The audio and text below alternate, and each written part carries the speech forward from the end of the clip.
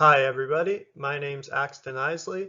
I'm a second year PhD student at UF studying under Dr. Warren Dixon, and I'll be talking about some work we're doing in collaboration with Dr. Ricardo Sanfelice at UC Santa Cruz called Adaptive Safety with Multiple Barrier Functions Using Integral Concurrent Learning.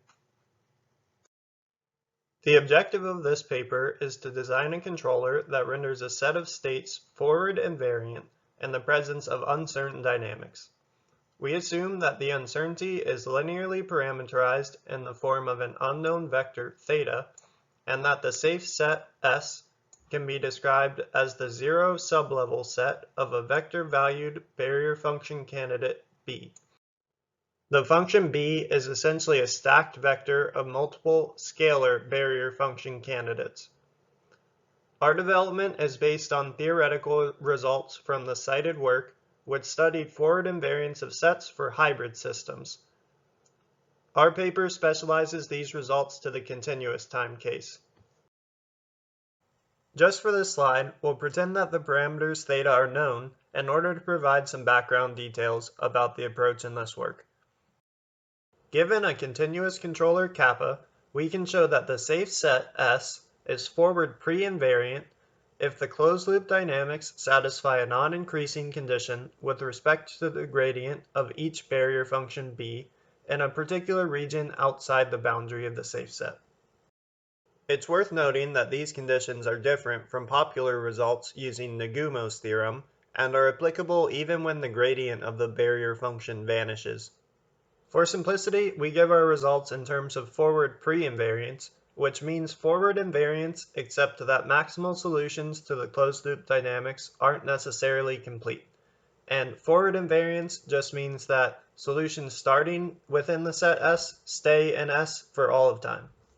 Now, the idea with control barrier function-based synthesis is to define a control input based on the conditions of corollary 1. The controller kappa here will select a control input that deviates minimally from some nominal control input while constraining the input to satisfy the conditions of corollary 1. We introduce a continuous performance function gamma into the constraints in order to capture the conditions from corollary 1 while ensuring that the constraints are continuous functions of the state, because otherwise we don't expect to get a continuous controller. Unfortunately, because theta is not known, we can't implement the controller kappa that we see here. To deal with the uncertainty, one option we might consider is to take a robust control approach. Assuming that theta is bounded, we can replace this problematic term in the constraints defining kappa with an upper bound of this term. One can show that the controller resulting from this procedure renders the set S forward invariant. However, this approach is conservative in the sense that not only will the set S be rendered forward invariant, but so will some subsets of S. In my opinion, the most exciting thing about invariance-based control is that in the case of the known dynamics, we can design this function gamma so that S is forward invariant, but subsets of S are not forward invariant. Essentially, we allow the barrier function to grow for states inside of the safe set. However, with the robust approach, this upper bound that we're implementing is generally so much larger than the actual term that we're forced to select control inputs which move us further into the interior of the safe set. What we do in this paper is to use an estimator of the uncertain parameters to develop an upper bound of this problematic term that converges to the term over time. When seeking to design an estimator for our purposes, we know how to estimate the unknown parameters, but what's not immediately clear is how to compensate for the estimation error, theta tilde. In particular, we sought an alternative to gradient-based parameter update laws, which would typically be used to cancel the analogous term to this one in Lyapunov-based adaptive control. There's some discussion in the introduction of the paper on why gradient terms are problematic in the context of safety. Briefly, gradient terms are not applicable in the case of multiple barrier functions, and may lead to poor estimation performance if the state does not converge to a particular point. In this work, we leverage an estimation technique known as integral concurrent learning, which has the property that it produces an upper bound on the estimation error, which can be computed in real time. The update law in integral concurrent learning is based on stored data, which is collected by integrating the regression matrix Y along a trajectory of the closed-loop system. Following from a Lyapunov analysis, we show that the norm of the estimation error is upper bounded by a function, theta tilde ub, which is dependent on the minimum eigenvalue of this regression matrix, which we see in the closed-loop estimator dynamics.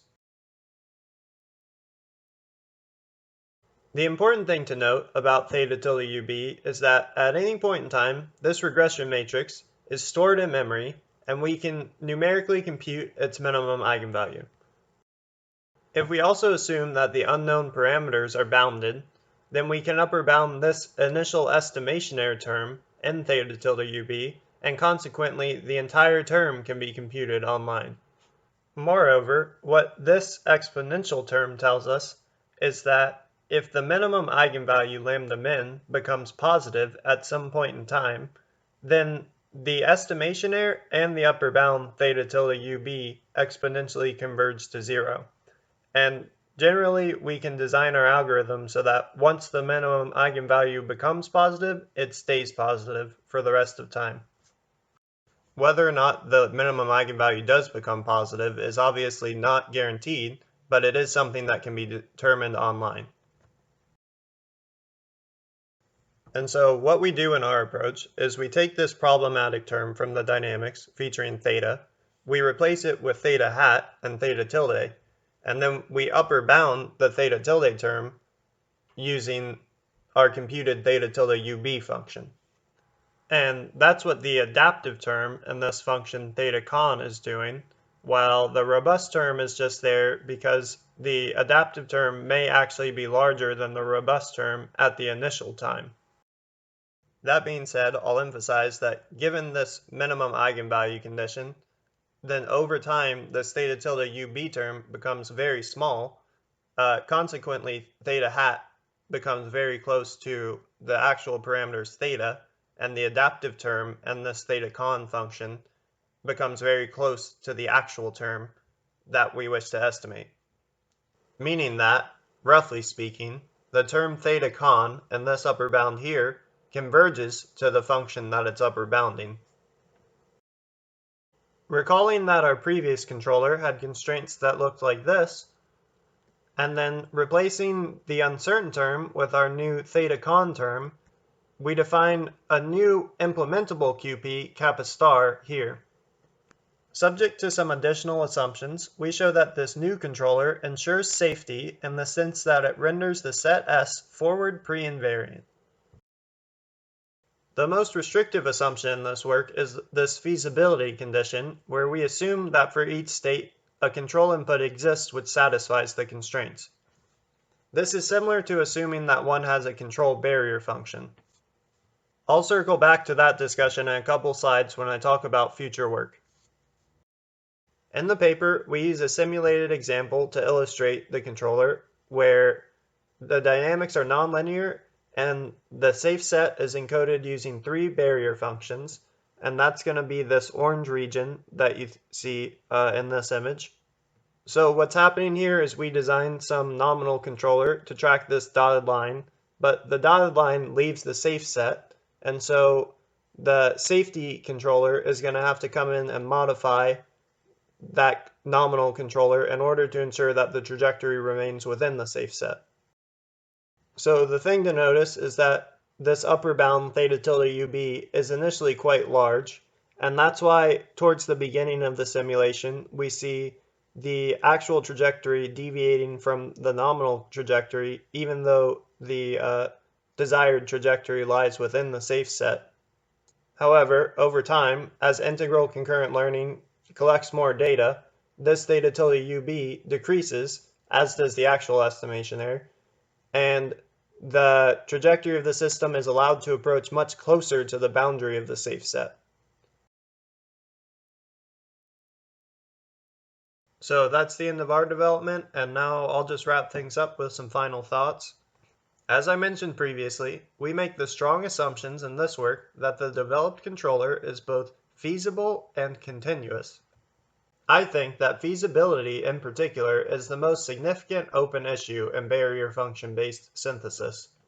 Actually, feasibility is fairly simple in the case that there's only one barrier function, and we present a result with regards to this in the paper. However, multiple barrier functions present a significantly greater challenge in this context. Something else I'm curious about is whether there's another similar convergent estimator to integral concurrent learning that produces a computable upper bound for more general classes of dynamics. Because that upper bound was really the key factor in this development, and I think that using an upper bound is definitely the way to go in the context of safety, especially when there's multiple barrier functions present. Finally, a practical improvement to the development would be to include measurement noise in the analysis, in which case we wouldn't expect the estimation error to converge to 0, but would expect it to converge to some neighborhood about 0. And that's it for me. Thanks for listening, and feel free to shoot me an email or chat with me after the video if you have any questions.